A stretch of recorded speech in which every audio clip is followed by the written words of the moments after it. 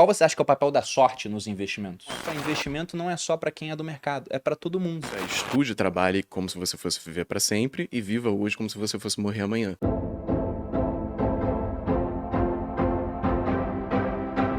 Eu tenho vários livros lá em casa. O que eu mais ganho hoje em dia é livro. E eu abandono a maior parte dos livros que eu começo.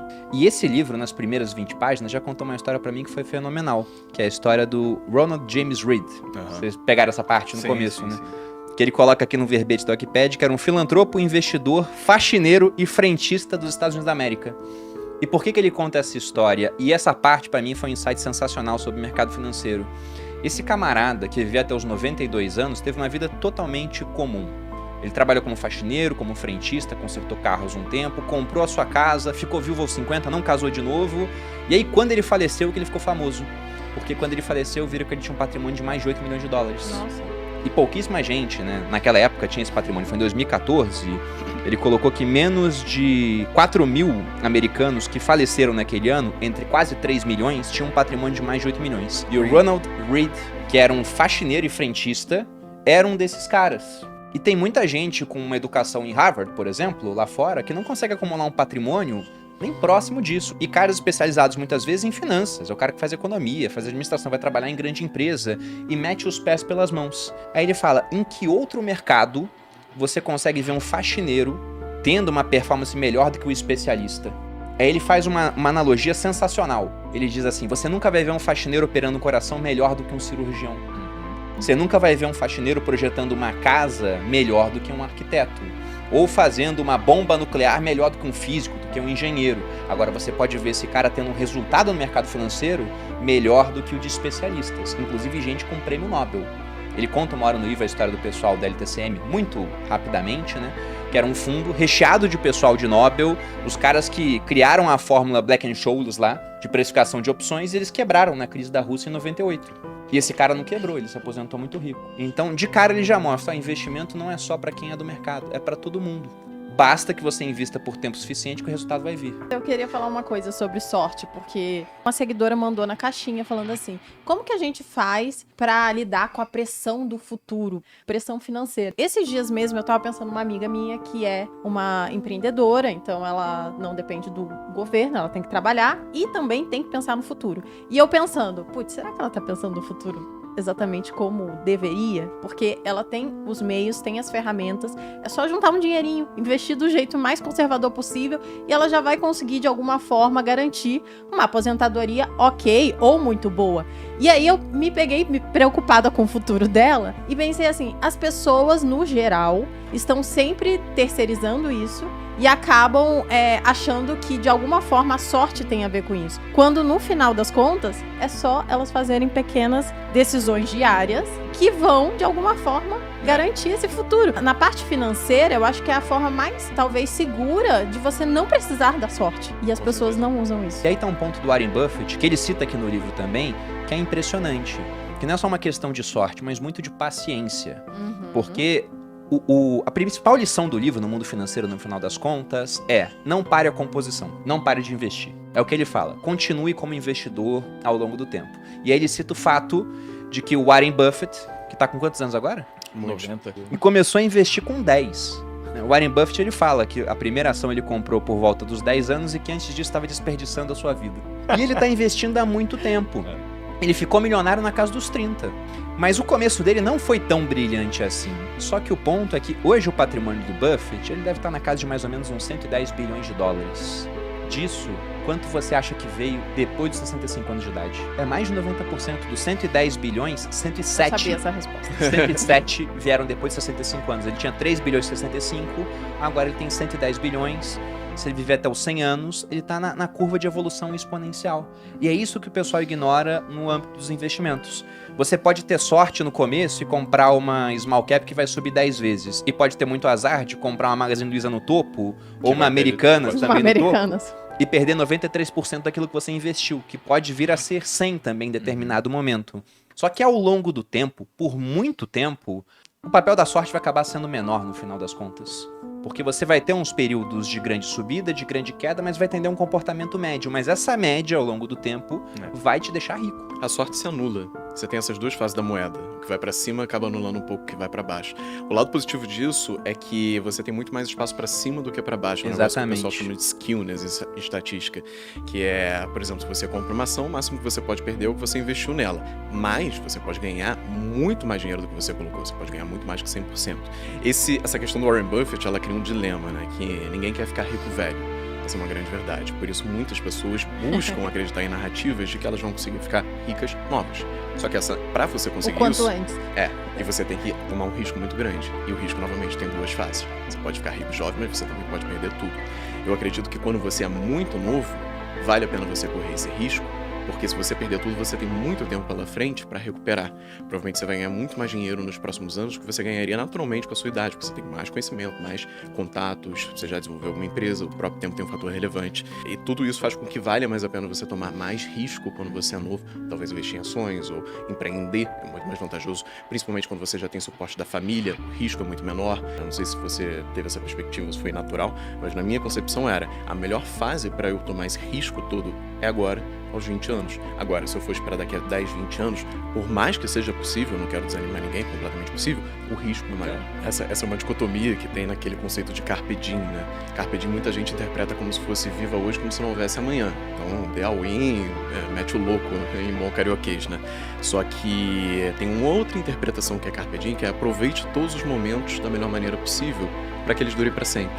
Existe essa dicotomia de tipo, se eu posso morrer amanhã, por que eu faria algum esforço hoje? Por que eu estudaria tanto? Por que eu não simplesmente vivo o melhor da vida e não ligo pra nada? Mas matematicamente isso também não faz sentido. Não porque faz, estatisticamente exatamente. você tem mais chance de estar vivo amanhã do que morto. A melhor metáfora que eu acho que existe pra isso é estude e trabalhe como se você fosse viver pra sempre e viva hoje como se você fosse morrer amanhã. Consiga conciliar essas duas coisas. Busque alguma coisa que você gosta de estudar. Busque alguma coisa que você gosta de trabalhar. Porque aí você vai aproveitar ao máximo o seu dia e ao mesmo tempo você vai estar jogando um jogo de longo prazo. Mas voltando aos capítulos, tem um que eu acho muito interessante, que é o 10. Ele simplesmente fala, guarde dinheiro, mesmo que você não saiba pra quê. Lógico que é muito melhor você guardar investindo, porque tem um negócio chamado inflação, né? Sobretudo aqui no Brasil e em países emergentes. Mas ele fala, guarde dinheiro sempre, para que você possa se garantir de imprevistos, formar reserva ou ter um capital para aproveitar as chances que vão aparecer. Acho que se você vivesse como se não houvesse amanhã, uma hora você vai acertar. Não há. É importante você assumir que o amanhã vai existir, né? Por mais que eventualmente ele não aconteça. Acho que poupar é extremamente necessário, até porque a oportunidade passa, você não sabe quando, e quando ela passar você tem que abraçar ela. Essa oportunidade pode se dar de várias formas, às vezes investir numa empresa, às vezes aproveitar uma oportunidade de fazer uma faculdade, fazer alguma coisa do gênero. E às vezes o risco também bate na sua porta e você não sabe quando. Então é importante ter dinheiro para aproveitar as oportunidades e para evitar ou saber lidar com o risco quando ele vier também. Eu vejo patrimônio não como patrimônio em si, mas como a renda que ele me traz. E o que a renda que ele me traz, na verdade me traz, é liberdade. Liberdade para estar com as pessoas que eu amo, vivendo as experiências que eu quero, podendo fazer aquilo que eu mais gosto. Então, a forma como eu vejo é a seguinte, a partir do momento em que, se você tem R$200 por mês para investir, daqui a 30 anos, é uma rentabilidade de 15% ao ano, que é uma excelente rentabilidade, por sinal, você conseguiria ficar milionário, às vezes a maior parte das pessoas, mesmo, por exemplo, que hoje dependem de um salário mínimo, se em alguma forma elas conseguirem aumentar a sua renda, ou cortar gastos, para fazer sobrar esse dinheiro, elas vão se aposentar com uma renda maior do que se aposentaria com o teto do INSS. Eu acho que melhor do que dizer simplesmente o ato de poupar por poupar, ele não é nem um pouco tentador porque ele não te traz uma ação. Por outro lado, quando você entende que a sua vida pode realmente melhorar, porque você vai ter acesso a mais coisas, a mais liberdade, a fazer aquilo que você quer com o seu tempo. Então você realmente tem um objetivo muito claro do que você quer fazer com aquele sacrifício que você está se dispondo no curto prazo. Boa parte do nosso azar também é falta de liberdade. Quantas vezes você não falou que era azar o fato de seu chefe mandar fazer um negócio que você não gosta, você ter que permanecer lá e fazer mesmo assim? Quantas vezes você não falou que era azar você ficar doente, não poder pagar um bom tratamento porque você não tinha dinheiro para isso? Então, poupar tem esse lado também, ele reduz a sua exposição ao azar. Com certeza. Uma das coisas que ele fala, o objetivo do dinheiro é você ter mais liberdade. E o cara que tem 6 meses de renda poupadas em algum local, mesmo que o rendimento seja basicamente só a reposição de inflação, esse cara tem muito mais cabeça para poder olhar e analisar, poxa, estão me pedindo algo no trabalho que já não é mais o que eu acredito. Ele não tem a pressão de pensar, tá, mas eu não tenho nada, e mês que vem como é que eu vou pagar a conta? Ele tem 6 meses para que ele possa sair, tirar um tempo, pensar, ler, pesquisar, e depois de 2 meses ele arranja uma outra ocupação, porque ele tem essa reserva financeira. Quem não tem poupança tá o tempo todo lutando, pensando no dia seguinte. Quem tem consegue estender um pouco mais o período temporal para tomar melhores decisões com o dinheiro. Na equação dos juros compostos, o fator exponencial é o tempo. E aqui, como eu disse, uma das lições do livro é: não pare a composição, não pare o seu investimento, porque ao longo do tempo ele vai dar muito resultado. Então eu coloquei, você deu o exemplo do cara que investe para em 15 anos chegar em 1 milhão, eu coloquei aqui prazos, né? Fiz uma conta com R$500 investidos com rendimento de 1% ao mês. Em 10 anos, você teria 115 mil. Em 20 anos, você teria 494 mil. Então veja que é o dobro do tempo, de 10 para 20 anos, mas é um resultado 4 vezes maior. Em 30 anos, você teria 1,75 milhão. Comparado a 20 anos, são 10 anos a mais, 50% a mais de tempo, mas o resultado é 250% maior. E aí começa a ficar impressionante com o passar de mais anos, né? Porque 30 anos tem 1,75 milhão, com 40 tem 5,8, com 50 tem 19,5, com 60 anos de investimento, imagina você começar aos 20, com 80, já no final da sua vida, ou não, mas é um patrimônio que você teria para passar para sua família, seria de 64,5 milhões. Então, dando tempo suficiente...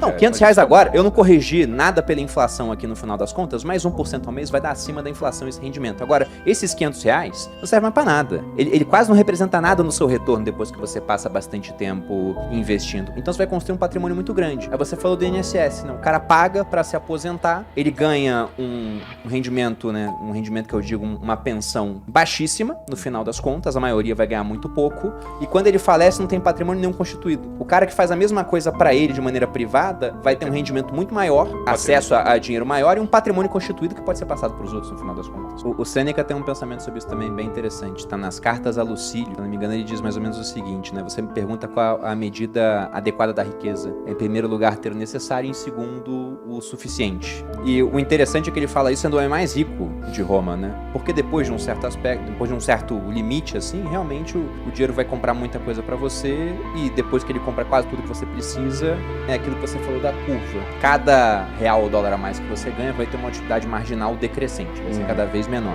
Mas tem um ponto muito interessante que casa com tudo que a gente falou aqui. E ele fala no capítulo 14, o título é Você Vai Mudar. E eu achei essa parte aqui brilhante, porque isso mostra o quão importante é as pessoas investirem o dinheiro ao longo da vida. Mas por que eu tô citando isso? Porque o Leandro e o Breno não tem nem 30 anos ainda. Mas o Morgan Housel, o autor, ele cita essa parte do Você Vai Mudar pelo seguinte, ele fala que, olha, você vai estudar, vai fazer uma faculdade, por exemplo, aí vai se formar e às vezes descobre que não é o que você quer. Aí você faz uma segunda. Ou vai para um nicho, uma área totalmente diferente daquilo que você estudou. Você fez ciência política e não usou isso pra nada no final das contas quando foi trabalhar. Aí depois você começa a trabalhar e lá você ganha dinheiro durante um tempo, se encontra até que você muda e não se encontra mais. Aí você vai para uma outra área. E vamos colocar que mesmo a pessoa que é incrivelmente bem sucedida a escolher sua carreira, ele escolhe com 18 anos fazer algo que descobre que ama e fica fazendo até os 60, uma hora vai parar, vai se aposentar, vai fazer outra coisa. Agora, o que você vai fazer ao longo da sua vida inteira